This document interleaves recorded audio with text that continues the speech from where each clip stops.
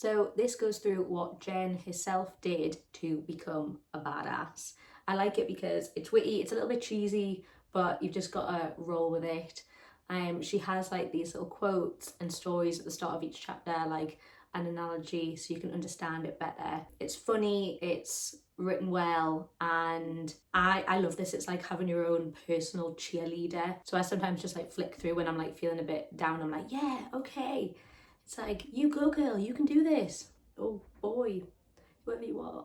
So firstly, it goes into how you were brought up and how your subconscious beliefs are the blueprint of who you are. She says that no matter what you say you want, if you've got an underlying subconscious belief that it's going to cause you pain or isn't available to you, you won't let yourself have it, or you will let yourself have it, but you'll be really fucked up about it, and then you'll go off and lose it anyway. So then she goes on to explain like how she was initially skeptical of like spirituality and God, but she was like, fuck it, like I'm gonna just try, see what happens. She says that changing your life is a lot easier if you have an open mind.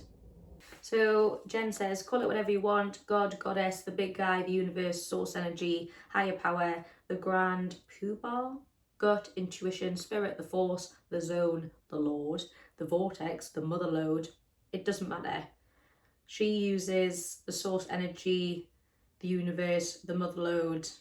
But basically, she's saying that all of us are connected to this limitless power and most of us aren't using a fraction of it.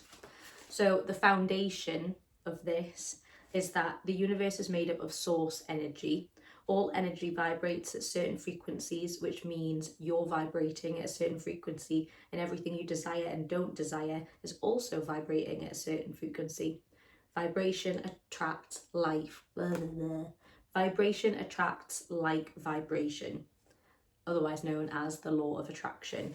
And they're the kind of foundations for the work in this book. So she then goes in to describe like the different types of self, and one of those types of self is the ego. I feel like this is, if you've ever done like self-help, life coaching, counselling, things like that, like they discuss the ego. The ego is the self who acts like a weenie. She also calls the ego the big snooze, and she says, the big snooze will do everything it can to stop you from changing and growing, especially since you're attempting to obliterate the very identity that you and everyone else has come to know as you. So the next takeaway I got was about self-perception, and she says you get to choose how you perceive your reality. So it's just as easy to believe we're awesome as it is to believe we are giant sucking things. I think it's like, do you know when they say like your thoughts become your actions and your actions become like your character and that's who you are? So I think it's like that, like instead of believing that you are bad or not worthy or that you can't do it, you have to start believing that you are worthy, that you can do it, and if you're channeling that at the right frequency and the right vibration, then the universe will hear that and give you back what you put out. My next key takeaway is self-love.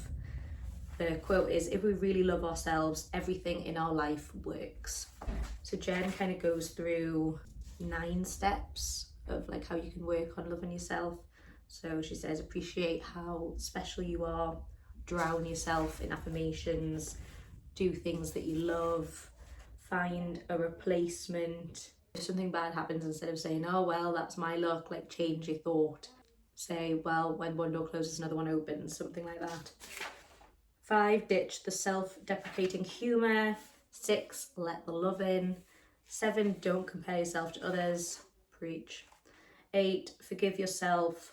She says, listen up, this one's extremely important. And 9, love yourself, because it's the holy grail of happiness. She goes through pretty much in every chapter, there's like little how to do it, and on every one it ends with love yourself. And I love that. I just feel like sometimes we need a reminder to keep doing that. So the next takeaway is to stop caring about what other people think. Easier said than done, but she does give you kind of 5 tips to help with that. The first one is ask yourself why. So why are you about to do or say something? Is it trying to be liked? Are you going to put someone down because you feel insecure, things like that. Always do your best. If you absolutely do the best you can and it comes from a place of integrity, then you can be proud of yourself and not give a damn what anyone else thinks. Boom. 3 is trust your intuition. 4 is find a temporary role model. I feel like that's hard to do, but hey ho, if you can find it, then amazing. And 5, love yourself no matter what anyone else thinks. So the next thing Jen discusses is who you are and what are you doing here. The quote is, when we share what we were brought here to give, we are in full alignment with our highest, most powerful selves. So she goes through 8 steps to find out who you are and why you were here. She says, be an alien, see everything from a new perspective.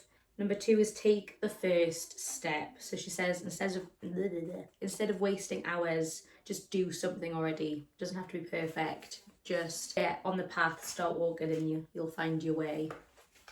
Number 3 is do your best wherever you're at. Everything you do along your journey contributes to where you're going. Number 4, don't reinvent the wheel. 5, don't get caught up in the thunderbolt hype. So I think one of the most paralysing misconceptions is that we are all supposed to have one true calling that comes to us in a mighty flash of soul-defining insight. But obviously, like, that doesn't happen. It's like when you're 17 and teachers are like, you have to decide what you want to do in your life, and you're like, ah. She says, follow what feels good in the moment, every moment, and it will lead you through a most excellent life. Love that. And 8, love yourself like you're the only you there is.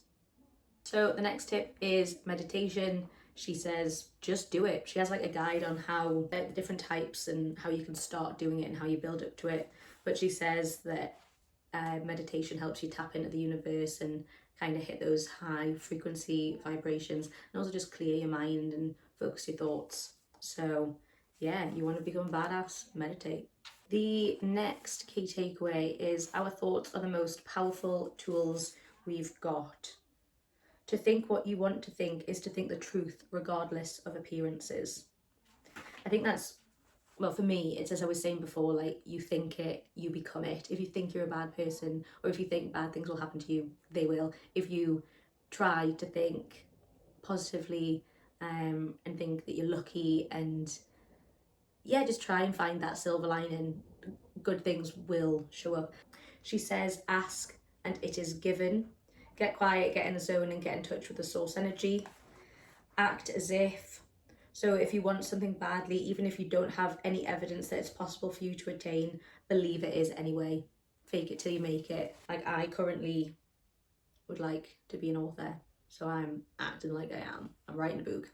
It's happening. You've just got to do it. Yeah, like, I absolutely look and sound crazy to people who have known me a long time, but if it all works out in the end, they'll be like, bloody hell, she did that. I'll be like, yes, I did. Eek. Okay, the next key takeaway is gratitude. Be grateful for what you have. When you are grateful, fear disappears and abundance appears. So the next key takeaway is forgiveness. Pretty hard one, not gonna lie. Forgiving isn't about being nice to them, it's about being nice to yourself. But she gives us a few tips for forgiveness. So number 1 is find compassion. Number 2 is erase the other person from the equation. 3, decide that you'd rather be happy than right. Oh, yeah, inner peace over conflict all the damn time. Number 4, look at it from all angles. Number 5, have a total shit fit. I do this, I do like kickboxing 1-to-1. Like, I just go and like punch a bag and like kick like this guy for an hour and I feel great afterwards. Number 6, remember that you won't even remember this. Number 7, forget about it. Once you've truly forgiven someone, wipe the slate clean. And number 8, love yourself. You deserve it. So my next key takeaway is what you choose to focus on becomes your reality. Again, I feel like I've said this like 3 times, but you think it, you become it. 6, sidestep the spiral. Again, easier said than done. She says there's the ever popular spiral into darkness, when you begin being sad by one thing and then just everything pretty much is just like meow. She says feel sad but don't blow it up into some huge drama. If something negative happens in your life, feel it, learn from it, let it go, get back to focusing on the life you're excited to live. Number 7, love yourself more than you love your drama. Next takeaway, the other side of fear is freedom. The quote is, "We tiptoe through life hoping to safely make it to death." I feel like, yeah, that made me feel a little bit seen.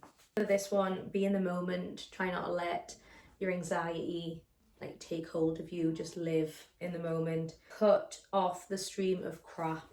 Be more conscious of the information you absorb. What do you read? What do you watch? What do you learn? The next takeaway is surrender yourself to the universe. She says, your faith in the universe must be stronger than your fear of not getting what you want. Energy needs to flow or else it stagnates. Surrendering puts you in the flow. Love yourself and the Mother Lode shall bestow her magic upon you. The last takeaway is just do it already. And yeah, and then she gives you some like really useful books and things at the back. But yeah, like I said, really enjoyed this book. I like to read it kind of once a year just to like get me back in that zone and trying to keep the frequencies high. It is a little bit woo-woo, it's a bit cheesy, but actually if you want to change your life, you have to be open-minded, surrender to the universe, surrender to the crazy, and hopefully it'll help. Thanks.